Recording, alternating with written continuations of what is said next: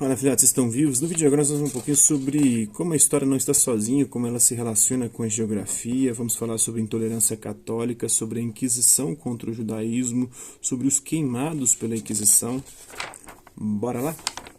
Em 1580, a Espanha anexou Portugal, né, ao seu império, o Império Espanhol. Aqui Portugal perde a sua hegemonia que ele havia adquirido e construído desde a Revolução de Aves, que fez com que Portugal se tornasse uma potência mundial. Depois ele perde esse posto para a Espanha, inclusive ele é anexado pela Espanha.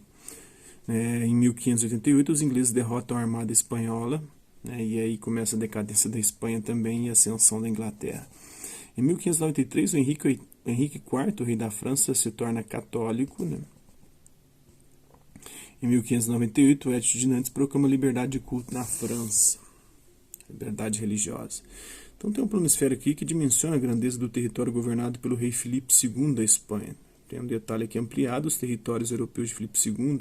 Observe o mapa com atenção para a gente... Vocês não estão vendo aí, mas parte dos Estados Unidos, a América Central e grande parte da América do Sul, tudo fazia parte do Império Colonial Espanhol. Além da Espanha, da própria Espanha, eles tinham também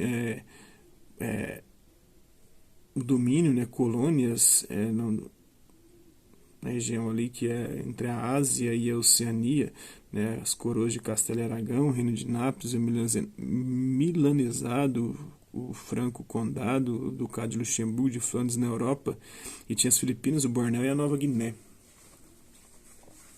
Então, o território europeu governado por Filipe II restringia-se à Península Ibérica de forma alguma, né?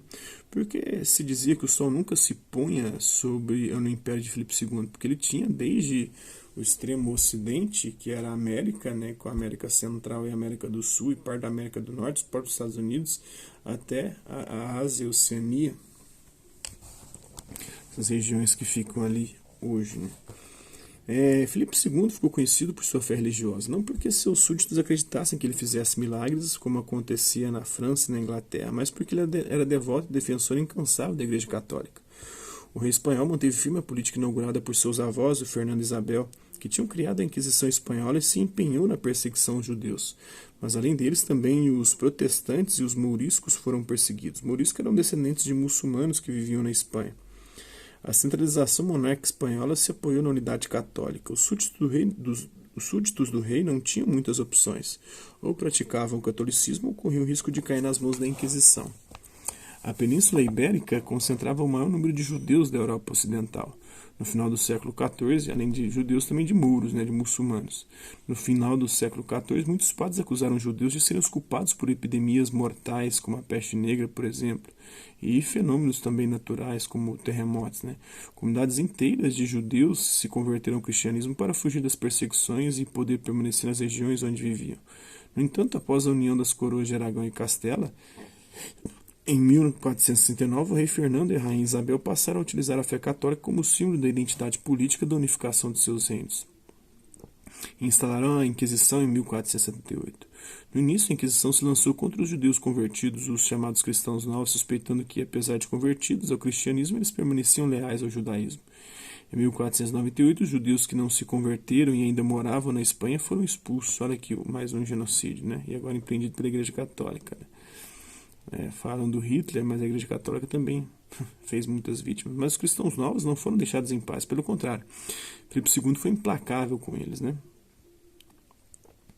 Então, as ações da Inquisição medieval contra bruxas e hereges e da Inquisição, da Contra-Reforma, contra protestantes e cientistas como Galileu e Giordano Bruno também ocorreram, né? Apesar de que os protestantes também criaram a sua própria Inquisição. A Inquisição era um tribunal eclesiástico subordinado ao Papa, encarregado de julgar acusados de heresia. Já existia desde a Idade Média. A Inquisição espanhola, porém, embora apoiada pelo Papa, tinha certa autonomia. Perseguiu os hereges que a monarquia espanhola considerava mais perigosos, os descendentes de judeus convertidos que mantinham a fé judaica em segredo. Muitos condenados foram executados na fogueira em cerimônia chamada auto de fé. Era a cerimônia parecido com os linchamentos virtuais e os cancelamentos atuais, né?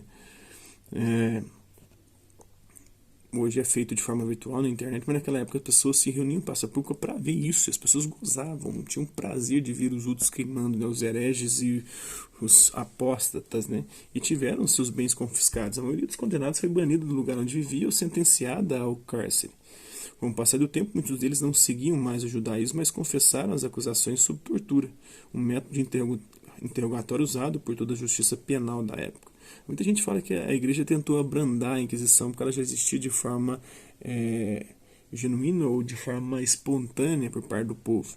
Mas mesmo assim, né, ela, na verdade, ela referendou e aí deu um status ou uma aparência, um enfeite, um adorno, né, que poderia enfeitar aí a Inquisição com o julgamento, dizendo que assim seria mais justo a condenação. Mas as pessoas, aí nesse julgamento, as pessoas acabavam confessando mediante tortura. Antes não tinha nem esse julgamento, então não tinha nem a prisão, as execuções eram sumárias. A igreja passou, com a instituição do tribunal eclesiástico, a não só referendar, mas agora a prisão e todo um processo ali que demorava, e as pessoas que acabavam se livrando eram pessoas porque eram pessoas influentes, né, ligadas a poderosos. Quem não tinha o que indica, né, o contatos com pessoas importantes e poderosas, acabava morrendo na fogueira, e às vezes mesmo sendo inocentes, porque tinham que assumir e admitir a culpa. Uma das penas, diziam que se você for bruxo ou não, nós vamos amarrar uma pedra e te jogar dentro da água.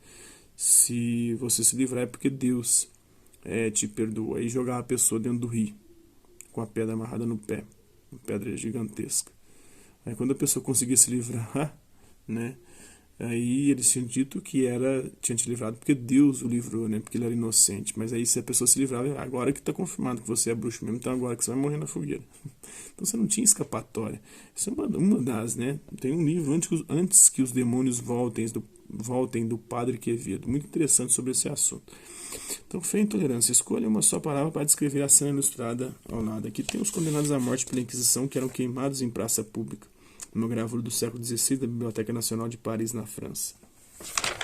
Assim, espero que vocês tenham gostado do vídeo. Quem curtiu, dá um like. Quem não curtiu, dá um dislike. Hasta la vista, babies, e até a próxima.